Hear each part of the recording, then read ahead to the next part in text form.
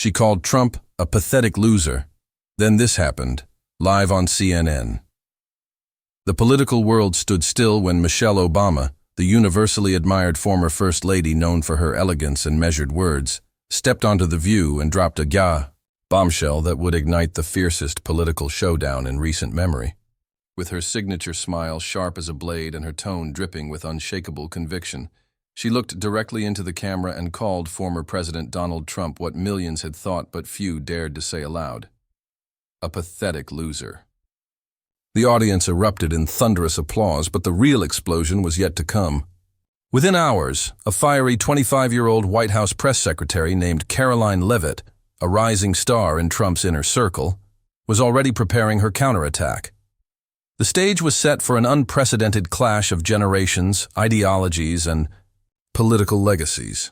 The question on everyone's mind as they tuned into CNN that night wasn't just who would win, but how brutal the fallout would be.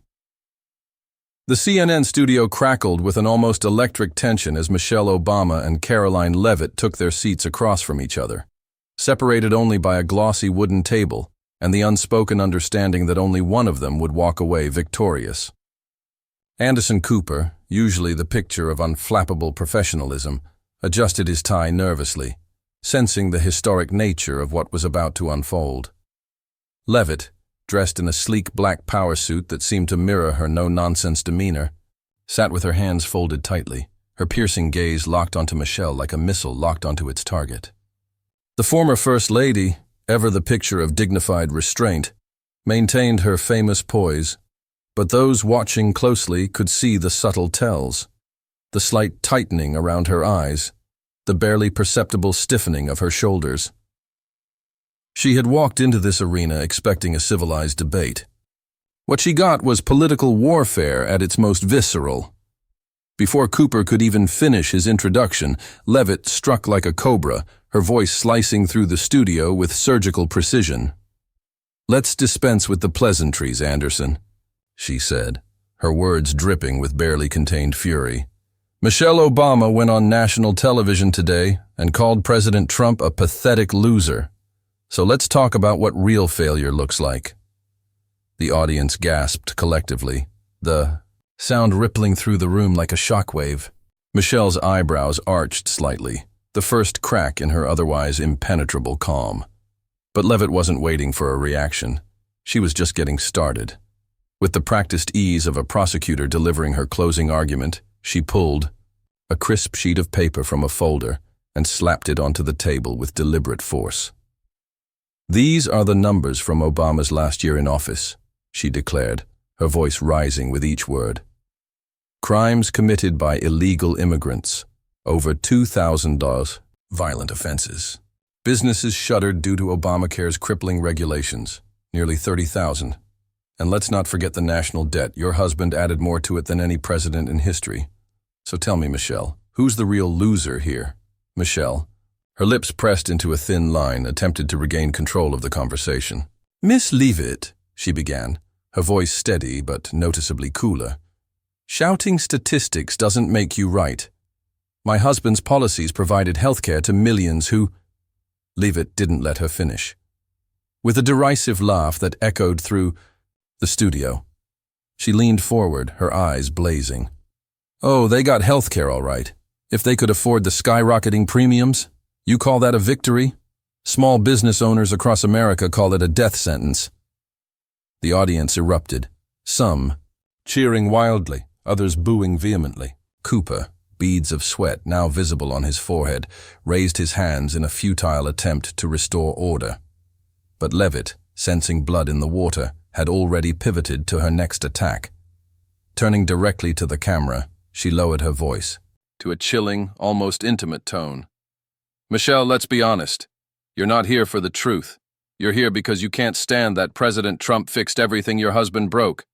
And that must hurt." For the first time in her public life, Michelle Obama, the woman who had faced down political opponents, weathered racist attacks, and remained unshakable through 8 grueling years in the White House, appeared genuinely rattled. Her hands, usually resting gracefully in her lap, now gripped the edge of the table with white-knuckled intensity.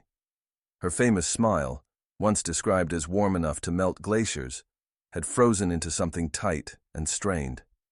She opened her mouth to respond, but Leavitt, a predator sensing weakness, was already launching her next assault. With a theatrical flourish, Leavitt pulled out her phone and tapped the screen.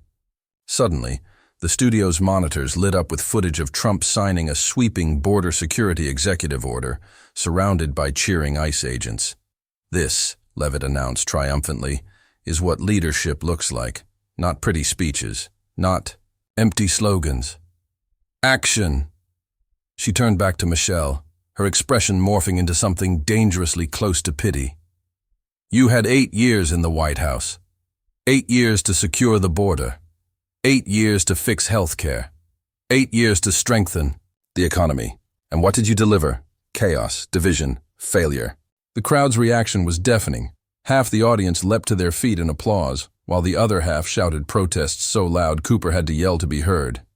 Michelle, her voice uncharacteristically thin, tried one last rebuttal.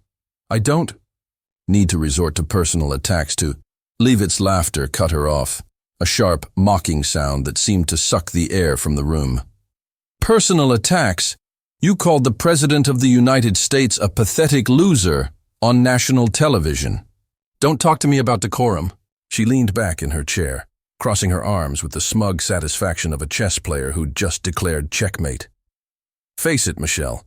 You came here tonight thinking you'd score points by bashing Trump. Instead, you got exposed. And America saw every second of it." The moment the cameras stopped rolling, the internet imploded. Twitter became a digital war zone, with Leavitt annihilates Michelle rocketing to the top of trending within minutes. Trump, never one to miss an opportunity to gloat, posted a jubilant Truth Social rant. "Karoline Leavitt is a genius. Michelle Obama got destroyed. Sad." Fox News played the confrontation on loop, their chirons blaring, "Leavitt's historic takedown," while panels of gleeful commentators dissected every brutal moment. Over on MSNBC, a visibly flustered Joy Reid scrambled to downplay the disaster, insisting Michelle had maintained her dignity, but even her guests seemed unconvinced. Meanwhile, the memes were merciless, side-by-side images of Michelle's strained smile and Leavitt's triumphant smirk flooded social media, captioned with variations of "when you realize you just got outclassed by someone half your age." Conservative influencers crowed that Leavitt had exposed the Obama legacy as all talk, while progressive activists quietly lamented that Michelle had walked into a trap. Behind the scenes, Democratic operatives reportedly grilled their communications. Teams. How did we not see this coming? But the most seismic shift was in Leavitt herself. Overnight, she transformed from a relatively obscure press secretary into the undisputed face of a new, pugilistic conservatism, young, fearless, and utterly unapologetic. Her direct line to Trump's base was now undeniable, and political pundits began speculating about her future. Congress? A cabinet position? Maybe even a presidential run someday? As for Michelle Obama, she left the CNN studio without granting a single interview, her motorcade slipping away into the night. The woman who had once commanded global adoration now faced something unfamiliar. Doubt. Had she underestimated her opponent? Had the rules of political combat changed so drastically? Or had Karoline Leavitt simply been better? What's your verdict? Was Leavitt's ruthless dismantling of Michelle Obama a masterclass in political combat, or a shameful descent into personal attacks? Did Michelle lose because she played by outdated rules, or was Leavitt's victory a sign of something darker? In our political discourse? Drop your thoughts below. And if you want to witness the next explosive showdown as soon as it happens, smash that subscribe button, because in today's political arena, the battles are only getting fiercer.